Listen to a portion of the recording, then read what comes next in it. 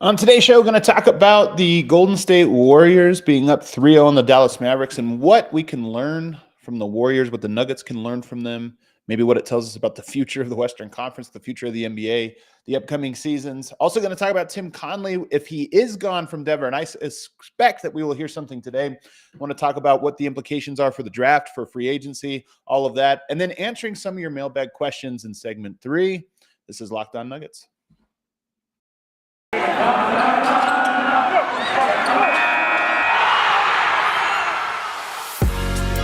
You are Locked On Nuggets, your daily Denver Nuggets podcast. Part of the Locked On Podcast Network, your team every day. All right, thanks for making Locked On your first listen each and every day. We're free and available wherever you get your podcasts. We're also presented today by, let's see, who are we presented by? BetOnline, or BetOnline. BetOnline.net has you covered this season with more props, odds, and lines than ever before. BetOnline, where the game starts. So Matt Moore may or may not be joining me later on in the show. If not, I'll fly solo. And I got a lot, you can send in some questions for segment 3. I'll take some questions, some Q&A, kind of get out of here quickly. But first, I wanted to open up by talking about the Golden State Warriors because, number one, I'm just so impressed with them. So impressed with how good they are, and not just how good they are, because I didn't think they were a great team coming into the playoffs. I thought they had the potential to become a great team, but I didn't look at them and say, oh, that's for sure the team coming out of the West. I thought Phoenix was the team coming out of the West. But they have, in short order, because they haven't had their team for the whole year, famously, Poole, Clay, Steph, Draymond, Wiggins did not play a single minute together during the regular season. And you even got the big three of just Clay, Steph, and Draymond that had only played, I think, 11 minutes. The numbers escape me, but it's something like 11 minutes total prior to the playoffs. So we hadn't seen them, and I just wasn't sure if it was going to be enough time. When we talked about Jamal Murray coming back, would it be enough time for him to get integrated into the system, into doing everything that Denver does? I thought the answer was going to be no. And I thought the same thing for this Warriors team. But that's what's so impressive to me, is that they've been able to put this together so quickly. But more than anything, Andrew Wiggins, to me, defines this Warriors team. He defines it because when he was traded a couple years back for D'Angelo Russell, I thought it was the weirdest trade I'd ever seen. Wiggins was an underperformer. He was a star player who wasn't good enough to be a star player. And I was watching him and I was thinking, like, where does he fit into this very unselfish style of basketball that Golden State plays, high IQ style of basketball that Golden State plays? I thought, oh, he doesn't fit into that. Plus, he seemed to me like a guy that was just not good enough as an ISO scorer. What's interesting is you get him into Golden State. They have their gap year last year where they're playing basically like Denver was this year, a year in purgatory. Like, what are you going to accomplish? They drafted these young players, Wiseman, Kuminga, Moody, and you're thinking, what are you doing stacking young players? You bring in Andrew Wiggins. I thought the light years era, the Warriors feeling like, oh, we're the smartest people in the room. I thought that era was like, okay, that's gone. Now they're at the same compromised position as every other organization, which is when you start having these bills come due, you end up picking up pieces that don't necessarily fit, and you got to put a square peg into a round hole. The opposite has been true. And it's an important lesson, I think, for all of the NBA, including and maybe even especially the Denver Nuggets. Andrew Wiggins comes over, and he goes from being a player who is like maybe a selfish ISO, low IQ, this or that. He gets into that culture, and all of a sudden he becomes a great role player who has B-level superstar traits.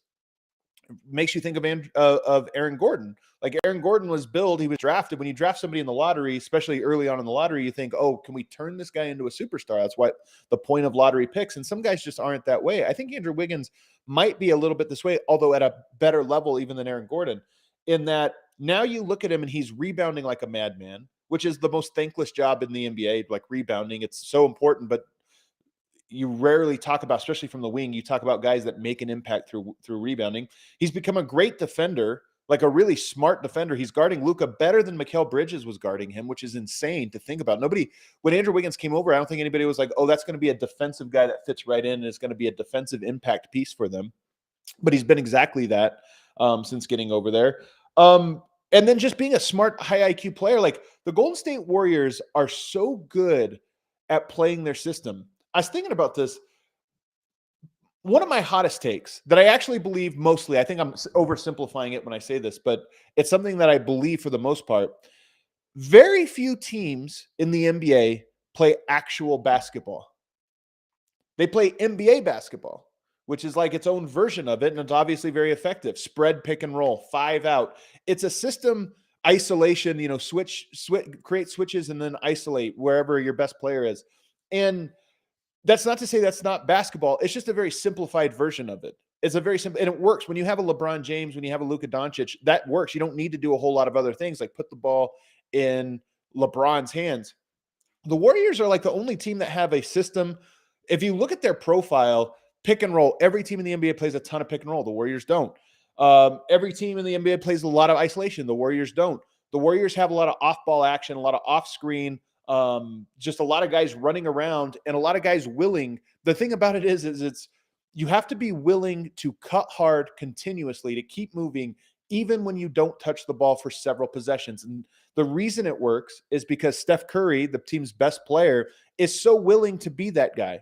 He's so willing to run around 3, 4, 5 times in a row, not touch the ball. He famously does not have a finals MVP, 3 NBA championships, 0 finals MVPs. And like the dumbest people online try to throw that at him as in like, oh, this is proof that he's not an all-time great. His impact is in his willingness to play real basketball, despite the fact that he's talented enough that he could play like Kyrie Irving or a lesser version of LeBron or something where it's like everybody clear out, let him cook. He'll take these shots. He's good enough to do that and have a good team, but he does this other system and it works. And I think that when you have a player like Steph who's willing to do that, and I think, by the way, Jokic's willing to do this as well. Jokic could be, as he was kind of this year, a straight up ISO player, like dump it down to him on the elbow or the post a whole lot, see how many points he can create. Everything goes through him in a way that's like not just like everybody running off of it, but just, hey, clear out and give him space. He could do that. Instead, he runs a system. He wants everybody to touch it. And if the best play is for Jokic to get the ball to somebody and step out of the way, get out and space the court from the corner or from the elbow or for the wing, he's willing to do that. Or if it's like, hey, I'll go down, like we got to switch with Murray, I'm going to go down and start fighting for rebound position so that, because I know you're going to cook in your own zone. He's willing to do that. Steph Curry's willing to do that. It works. When you bring in a player like Andrew Wiggins, a guy that doesn't fit that, and he immediately, over the course of 1.5, 2 seasons, evolves into the perfect complement to all of that, to me, it's the most impressive thing. And then I think the piece that you really take away from this Warriors, who, again, I think are probably going to win the title. D-Line called it. I didn't think they were originally. My partner over at DNVR, originally I thought, oh, the Suns are going to take it. They're a more well-rounded team, this or that. They wilted, and famously. And then I thought the Celtics would be another tough matchup for them. The Celtics are looking more and more vulnerable. And even though the Celtics might come out of the East, I question their ability to score with Golden State. Like, they have a great defense. Golden State's going to be able to score on it a little bit. I think Boston would make them work harder. Miami would make them work harder than anybody has so far. But I still think they're going to score. And on the other end, I think Golden State can defend well enough that you're not going to get the 115 points you need to beat them every night or 4 times out of 7. But you bring in Andrew Wiggins, and all of a sudden he buys into the culture. And all of a sudden, all of his positive traits fit into the system, and his negative traits disappear. You don't see Andrew Wiggins taking like terrible shots in the game. He just doesn't care. He's rebounding. He's doing all the stuff. And I think the piece that Denver's missing here, the number one piece, is a Draymond Green. And I don't think they're going to find it in a player defensively, like the defensive identity. They're going to have to find a Draymond collectively. Maybe they'll get one in the draft or free agency, a guy that makes that level of impact, but I doubt it. Like, those guys are hard to come by. Draymond Green is one of like 3 or 4 players that can disrupt a team, single-handedly disrupt a team on the defensive end. But what I think they miss from him that they can get, and I think they have to get it from Jamal Murray, is the bad cop part of getting guys to buy into your system. And here's what I mean by that. Jokic is like Steph Curry. He rewards you for playing the right way. He's a selfless superstar that guys feel good about. They're like, man, I'll fight for this guy because he fights for me, even though I'm the 7th best player or whatever. Like, he's willing to pass me the ball if it's the right play. Steph and Jokic are the same in that way. But I don't know that Steph Curry alone would get Andrew Wiggins to where Andrew Wiggins is now. And not just him, by the way, Poole. Like, Jordan Poole is a cocky player. I don't know if you guys know this. His reputation coming out of college and even early on in his career was that he's kind of a hothead. Like, he knows better than everyone. He shoots the ball. It does this or that. Both of those guys have evolved and grown into the perfect Golden State player. And I think Steph Curry, because he is the way he is, like Jokic is, rewards you for doing the right thing. He's the carrot, so to speak. I think Draymond Green is the stick. Draymond Green is the guy that's like, hey, when you step out of line, when you start doing the bad things, or when you just don't read the court properly, maybe it's not even an attitude thing. It's just a what are you doing on the court thing. Draymond Green's the guy that's like in your ear, screaming at you, making sure that you're along in the right way. He's prodding you the other way. And I don't know if the Nuggets have that. It's Michael Malone, but coaches in the NBA are sort of limited in how much they can be that cultural influence. The NBA is just structured weird. I know people in Europe especially have a hard time understanding this, but the coach just doesn't have the same authority, power, respect at the NBA level that they do in Europe or at the college level. Like Michael Malone can set the culture, but to get guys like a Michael Porter, like an Aaron Gordon, up to speed, both in what they're wanting to do, but also in what they're capable of doing, like learning the game in this way, you need a Draymond Green type that is hammering it in and is that keeping you in line. And that when you show up to work every day, he's like, hey, we're here to work. We're here to get better in these very specific ways. That other stuff, you can work on that other stuff in your free time. But when you're here, you're working on these things. Jimmy Butler is that guy. And obviously they're, where they are. I don't know who that guy is for Boston. They kind of collectively police themselves, although I would also say on the offensive end, at least, they are different than the Golden State Warriors, where it requires that connection. It requires all those things. So I say that to say, one of the things we lost out on Jamal Murray being gone was him growing into this role. I don't know if he has that voice in training camp day one or before training camp and the ramp up to it. I don't know if he has, because he hasn't been around like Bones, Zeke. These guys have barely played with him ever in their lives. Aaron Gordon has barely played with Jamal Murray. He's been with him for like 10 days before he went down. So I don't know that he can walk in immediately and have that voice, but he needs to make up for lost time, because to me, Jamal Murray, it plays in the Jokic system. He doesn't take bad shots. He doesn't, he knows how to be a running mate to what Jokic is trying to do in that style of basketball. But I think he has the personality that very quickly, once he gets back, and the team respects him because they remember the bubble. They remember him at his best. Once he gets back to being his best, I think he has to be that guy that's telling Michael Porter, like, hey, man, we're not doing that. There's a moment for you when you get to isolate a little bit more. You get to be a little more happy. But right now, you need to learn these angles. You just need to only be thinking about, when do I go over or under, depending on how the defense is playing me in a handoff? When do I cut? When do I get down to the dunker and rebound? When do I do those things? And the thing that's funny about it is, Andrew Wiggins is being rewarded right now. Everybody is loving Andrew Wiggins right now. Everybody's loving him. His stock is through the roof. And this is the funny thing about it is, when guys realize that that's how you win, and winning gets everybody respect. Like some people are talking about Andrew Wiggins being the best player in the Warriors in the playoffs so far, not just this round.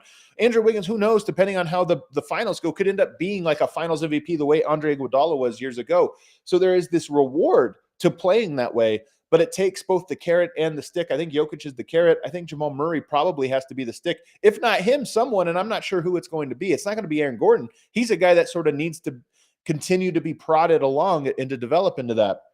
So I'm very curious to see how, who can become that guy for Denver. And I just think it's needed. It's like really needed. And it's funny, man. I was listening to the Draymond Green podcast, which I love. I've mentioned that every show, I think, for the last 3-4 weeks.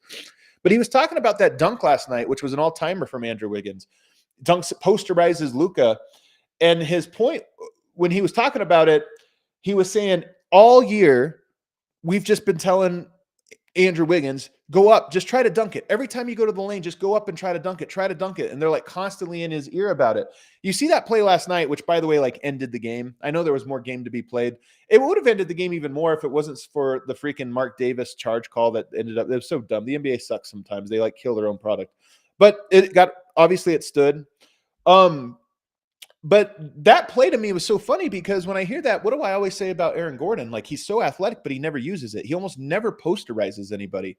And I love that Draymond Green had this note of like, hey, just go at the rim, go at the rim. It makes me wonder who on Denver is doing that. I think, again, Monte Morris is one of those guys. Like, he hypes people up. You can do it. I remember Will Barton back in the day was always telling Jokic, hey, you could score on anybody. Be aggressive.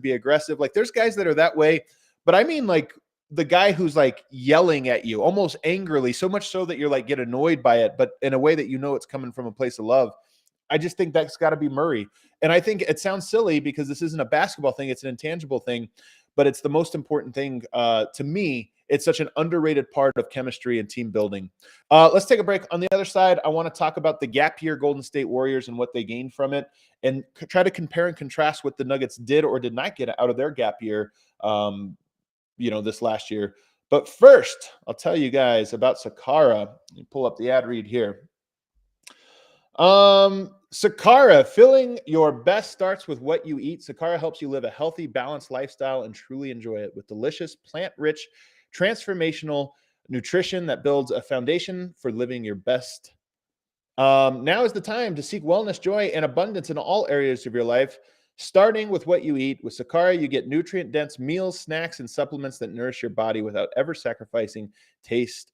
Sakara is a wellness company anchored in food as medicine on a mission to nourish your body through the power of plants. This is one of the things, by the way, I've learned the older I've got is you always think about medicine and medication or this to make you feel this way. Like what you eat is the most important. What you put into your body. It's crazy how important it is and how little you think about it when you're growing up. It's one of the best things I think you would teach your children is what you put into your body. Their nutritionally designed, chef-crafted breakfast, lunches, and dinners are made with powerful plant-rich ingredients, helping boost your energy, support your digestive, curb your sugar cravings, and get your skin glowing. Plus, it's all delivered right to your door. And right now, Sakara is offering our listeners 20% off their first order when they go to sakara.com/lockedon20. Or you just enter that code LOCKEDON20 at checkout. And just for your spelling here, it's SAKARA, sakara.com/LOCKEDON20 to get 20% off. Sakara.com/LOCKEDON20.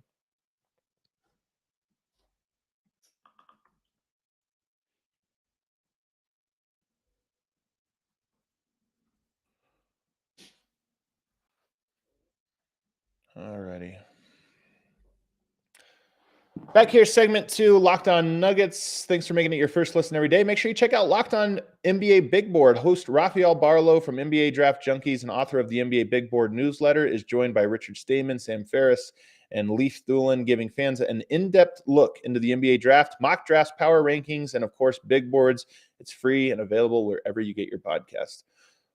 One of the things, so Nate Jones had this tweet yesterday. He's one of the best follows, if not the single best follow for basketball Twitter. Like he's a reasonable guy. He works in the business of it. He works with athletes, with NBA athletes, so he knows all the different dynamics. He had this tweet last night. I'm going to read it word for word. He says, I think last season was the most important for the Warriors bounce back. Kerr could have easily went away from their system and spammed Curry pick and roll. Instead, forced those new guys to develop and learn how to play their style. Wiggins looked lost on offense last year. And I love this one. This is the point of the gap year. And I remember like my good friend, a guy I really, really love, Sam Esfandiari, and his partner, Andy Liu, who, by the way, is like the funniest guy. He's like D-line on steroids, but for the Warriors. And imagine, he's actually what D-line will be if the Nuggets win 3 titles in 4 years or whatever, like the way the Warriors did. Can you imagine how great D-line will be as like an online troll and just like the face of trash talk Nuggets Twitter or whatever? Like he's so good at that already. But if you get some you get a couple championships under your belt, D-line's going to be like in his absolute in his bag. But those guys last 2 years have been ragging on Steve Kerr, which first of all, every fan base is the same. I talk about this all the time. People fire Malone, do this or that. Like Steve Kerr has championships. He's one of the best coaches we've seen in the last 10 years. Yes, he has some great ingredients, but again, Draymond Green, Steph Curry, not everybody would have made them into what Steve Kerr has made them in. Mark Jackson famously did not. So anyway, he's a great coach, but those guys who I love were like, hey, he's got to adjust. He needs to become a new version of the coach. They need to run, spread, pick and roll. Like the rest of the league has evolved into this. And he was steadfast in, we have a system. We just don't have our guys, but we have a new group of guys coming in and we got to get them to play that system. And these last 2 years, last year in particular, to me was a crash course in Warriors basketball. And by the way, when I said nobody else in the NBA plays the style of the Warriors, the reason nobody plays that style is because it's really hard. It's not hard from a skill standpoint. It's hard from a mental standpoint. And you have to have an organization and players in that organization that want to learn and want to grind and want to delay some of the gratification in September, October, November, so that you can build the habits that by January, February, March are starting to bear fruit. That's the Warriors. And last year, there was a crash course. The season was a waste. They were just like Denver this year. They were in purgatory. They knew they weren't going to win a title. What did they do? They continued to say, Poole, You need Andrew Wiggins. You guys have to learn the system. You start to get guys like Wiseman. I know it didn't pay off this year because of the injuries. You bring in guys this year like Kuminga and Moody, and you say, hey, no, we're playing this. We're not going to play to those guys' strengths. We have a system, and we're going to apply their strengths to this. And they got something out of it. And I think about Denver's gap year. What were the good things that came out of it? And there were some good ones. The number one thing is that Jokic became a dominant player. He always was. I mean, he was the MVP last year.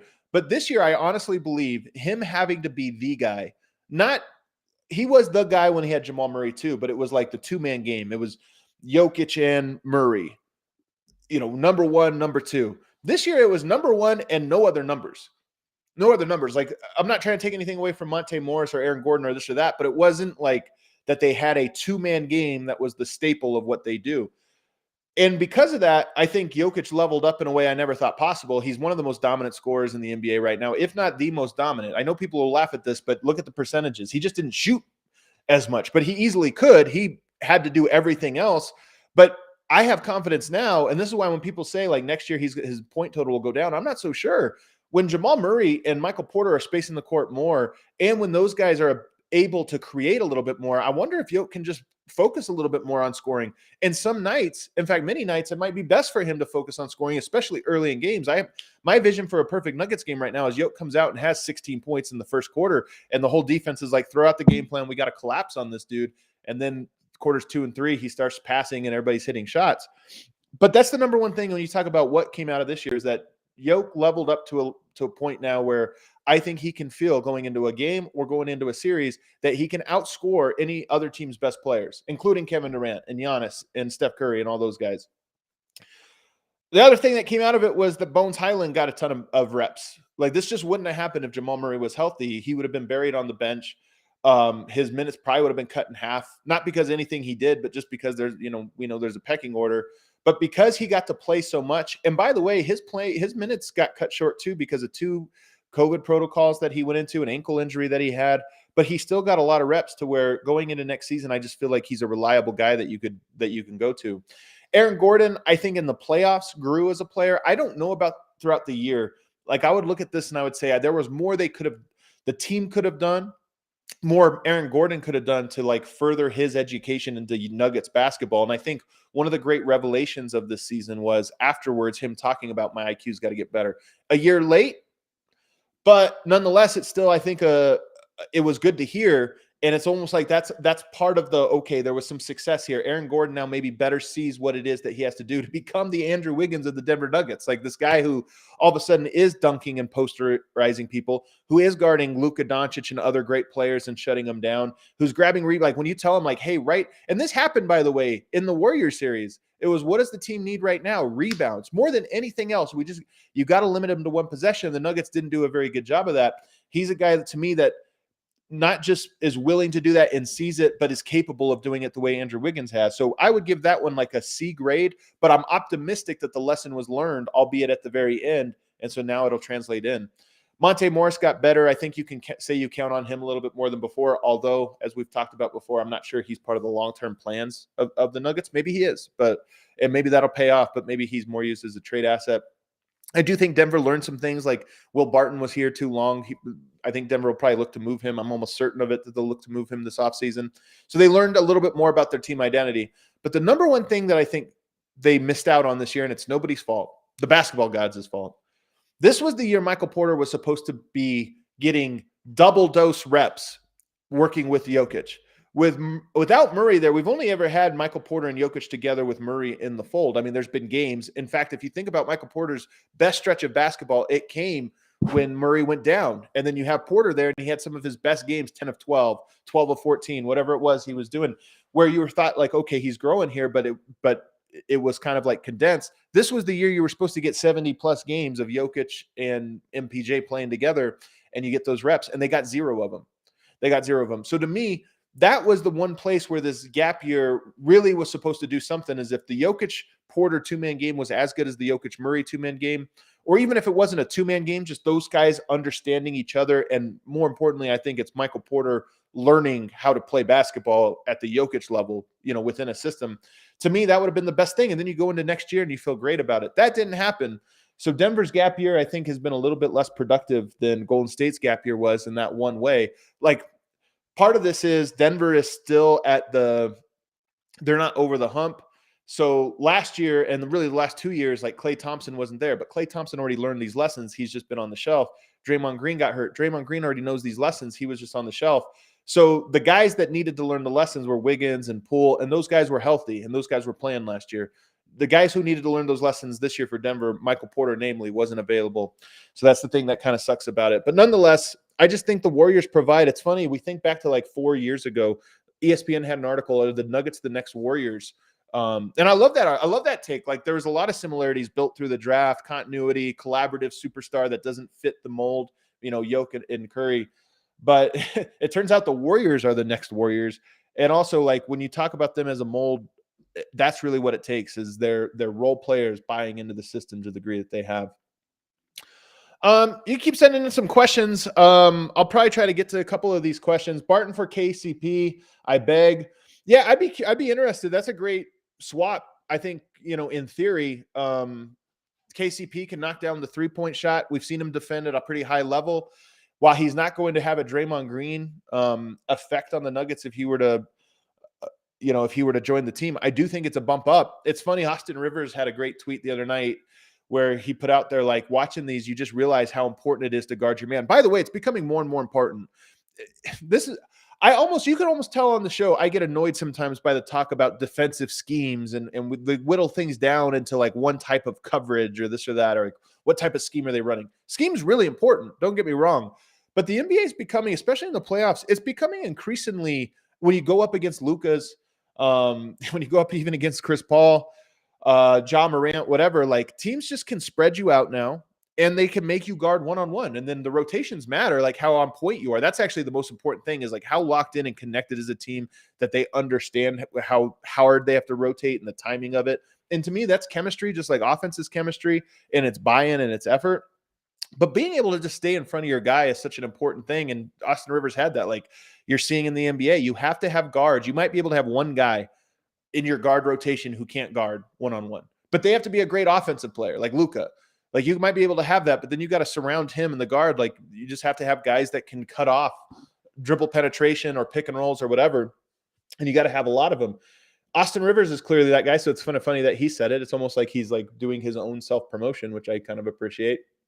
But he's also just not wrong. Like, you got to have guys. Bones Highland has to get to a point where if Ja Morant gets him on an island, you don't feel like guaranteed dunk, guaranteed layup. You feel like, okay, that's a mismatch, but let's see if he holds his own and everybody's going to rotate behind him. So that's a big part of it. Just getting guys. KCP is probably one of those guys, but he's not a difference maker that makes everybody else better, in my opinion. But he is a guy that, like, if he got Ja Morant on an island, you feel good about it. You're like, that's actually probably how you would match up to start the game. So that gives you one more of those guys. Bones Highland's going to have to become that guy. Jamal Murray, I think, was better at this than people realize or gave him credit for.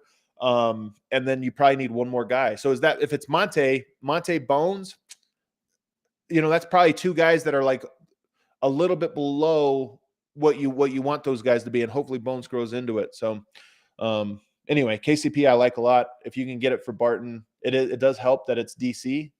Barton's from Baltimore, so maybe there's a little sentimental value there, but we'll see what happens. What else we got?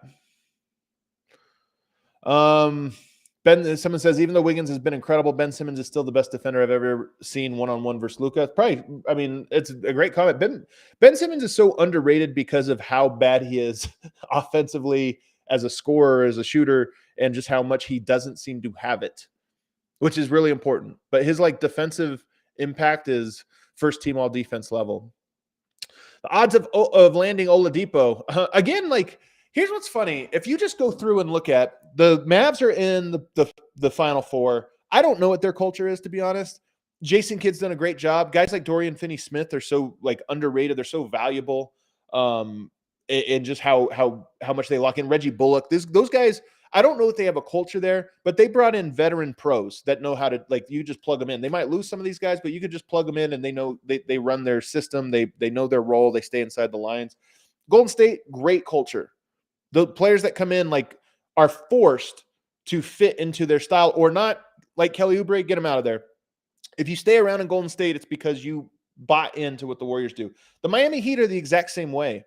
The guys they bring in, first of all, they find guys like Max Strus and Gabe Vincent. Like they find guys off the dumpster pile, the way Tim Connelly has. They find those guys and they turn them into really good players. But they have a culture that when you go there, you either fit into the culture or you get shipped out. And then I would say Boston has a similar thing. It's tougher because this is kind of the first year of the Ime Udoka era, but that team, it's very clear that all those guys buy into, one, they have to play really smart, play really hard, especially on the defensive end. And you have to execute and kind of fit in. And they have guys that are wild cards because they're a team that ISOs more than most teams at this level. I mean, Tatum ISOs a ton, Marcus Smart ISOs a ton, Jaylen Brown ISOs a ton. So they got some of those guys, but their culture is still very, very clear. And the guys that play heavy minutes are guys that fit that culture. So for me, this is part of it. Denver's got to find that culture. Oladipo, the reason that I brought it up is Oladipo has not always been that guy. He's gone through some injuries. He's fell on tough times. You go to Miami. If he was going to bounce back in Miami, it was going to be because he buys into the culture. So I like that. Amadou Diallo, Thad Young. I'm not a big Thad Young guy. I mean, I like him okay as a player. I just don't think he has a role in Denver necessarily. I don't know that he does the things that they need. Amadou Diallo, I think everybody likes the length and defense and athleticism. I don't know if he's a great fit, especially like at a position of need for the Nuggets. I don't know if he's that guy. So we'll see. But I don't know if that's it. Should I hit a break? Let's hit a break. On the other side, I want to talk again about Tim Connelly, who, let me make sure no notes.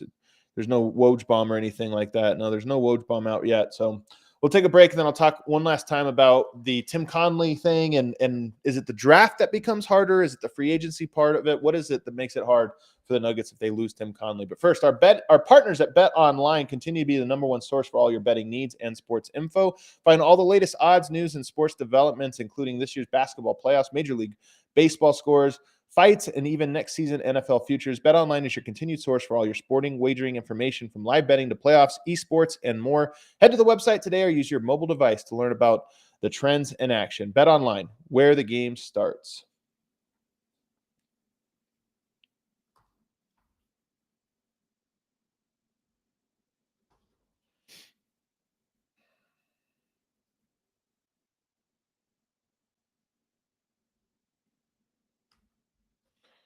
All right. Back here, final segment, Locked On Nuggets Monday edition. And wanted to talk about, so Tim Connelly, I expect this news to drop today. I actually thought I would have it early in the morning. So that just kind of tells you the time frame I believe us to be working under. I don't think this is a thing that's going to stretch out all week. I can't say that with 100% certainty, but I do expect it to be something we hear for soon. Here's my read. I'm not reporting anything. This is my read on the situation, is that Tim Connelly has an offer from Minnesota that is better than anything he's going to get from Denver financially, by a pretty decent margin. I've heard some numbers thrown around, pretty sizable. I don't know if it would make him the highest paid on a per year basis, but with the longevity of a contract, and obviously at that ownership stake, but the longevity of the contract that just secures him for a long time, it's like akin to an athlete trying to choose between the team that you want to be on like a 2-year $10 million deal or 2-year $20 million deal, we'll say, versus like a 10-year $100 million deal. People can say like, oh, the numbers are the same. Like you're making the same amount on a per year basis. Yeah, but one of them is guaranteed for a significantly longer. So if something happens, you got it. My understanding is the situation is something like that, although it might even be more money on a per year basis over there in Minnesota. One of the questions is, I mentioned this last week, but I don't remember if it was on this pod or over at DNVR, but the ownership situation in Minnesota is not exactly clear, nor is it ideal. And so there is probably hey, this is a better financial gig by a lot, but it might actually be a disaster that you have to suffer through. Like the length of the contract at that point almost becomes a burden. Like you're sentenced to whatever. It could be that. And maybe that's part of what he's weighing right now is, do I want that financial security or do I stay here where maybe there's a chance that over the course of that, if I get re-upped and then re-upped again, maybe it ends up being a comparable type deal. And this is where I want to be. And how dissatisfying would it be to watch the Nuggets go in and win a title and not to be able to celebrate with them?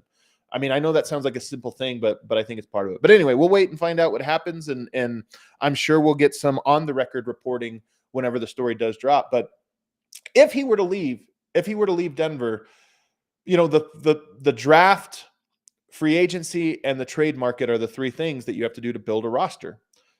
I think the draft is the easiest part here. And part of this is Tim Connelly has been with the front office all year scouting. Like, I think at this point in the equation, things change a little bit. You bring guys in for meetings, you meet them face to face, you talk with their agent, you kind of get a measure of a guy and are they going to be a worker and this or that. And those things are really, really important. I think they can be undervalued when you're talking about where a player comes in. Just tells you like the growth to this point. Where they're going is the most important growth. So I think that when you talk about the draft, they already know the guys Tim Connelly likes. They've been working on this stuff for years. A lot of people don't realize this, but the draft isn't just like, all right, it's January, let's start looking at prospects. A lot of times they'll have a read on a guy in high school. Like they'll talk about, Will Barton obviously being from Baltimore, but they'll even go back to other players. They're scouting the Nike Hoop Summit of high school players. Like they've been following a lot of these guys for years and years and years. So a lot of the legwork has already been done. I think the draft this year, the impact losing Tim Connelly would make is probably pretty negligible. I imagine they have a list of guys they want, especially at 21, and who they pick. Maybe it's slightly different. Maybe Tim had a little bit of influence and pushed them this way instead of that way. But I imagine for the most part, they all have their guys. The free agency and the trade market are the two parts that are the hardest. Now, start with free agency. A lot of the guys that you want to re-sign or bring back, or we'll see what happens with player options or this or that. A lot of those guys were recruited by Tim Connelly. He was the point of attack. He was the one that was sitting in the room when they signed the deal or what have you. So I do wonder if that plays a small part of it, of like, hey, like Austin Rivers, does it make an impact? Probably not. He's a guy that's probably just looking for, assurance. Like he just wants to have a guaranteed deal. So if the Nuggets offer him that.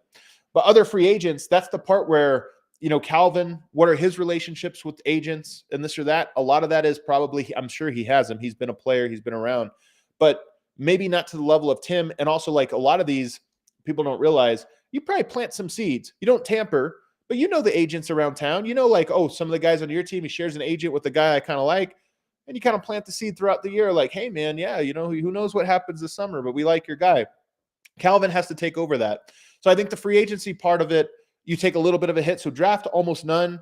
Free agency, I think a little bit. But the one that I think is the biggest is the trade market. Because now it's a different person making these phone calls. Now it's a different person making the negotiations. And by the way, you talk about like the 21st pick, the Nuggets might be in a situation where they need to trade up 2 or 3 spots or trade back 10 spots or something like that. I don't think Denver's going to like trade up to try to get the 10th pick or the 12th pick or something like that. Sometimes we see it. They're at 21. There's a team at 19, and they know that the guy they want is going to be taken at 20. And so you call up 2 spots and you're like, hey man, your guy's going to be available here. What do I have to pay you so that you just move back 2 spots and still get your guy? Those are the things that I think become a little bit harder when you just switch who's in charge. And then on top of that, some of the bigger ones, trading away a Will Barton, which I imagine, again, I don't know, but I imagine has to be a top priority. We just went through the Nuggets need defense.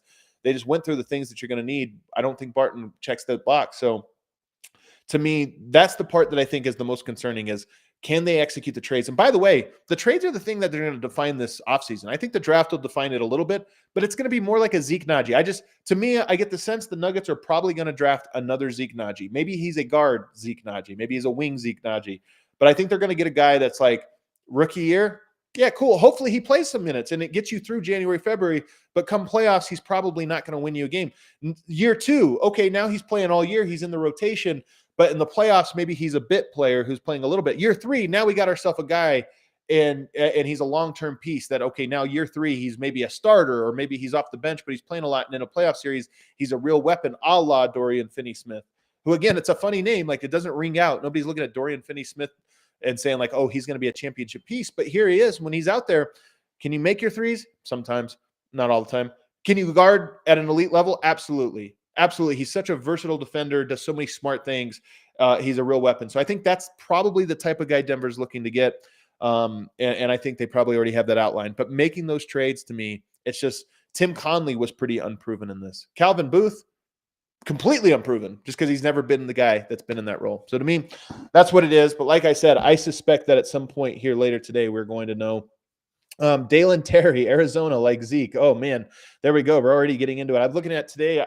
I've only started to get into some of these guys, but I've been doing Tari Eason, who's really interesting, and I'll talk about him later today on the DNVR show. Kind of reminds me a little bit. I mean, it's funny, man. Every year you have a mold. Right now, the mold. You guys know who it is? The guy that, like, coming into the draft, everyone's going to say, "Is he the next whatever?" It's Herb Jones. This is the year. I'm telling you, wait till you watch all the draft coverage, because I already see it. Like, oh, is he the next Herb Jones? I just love it.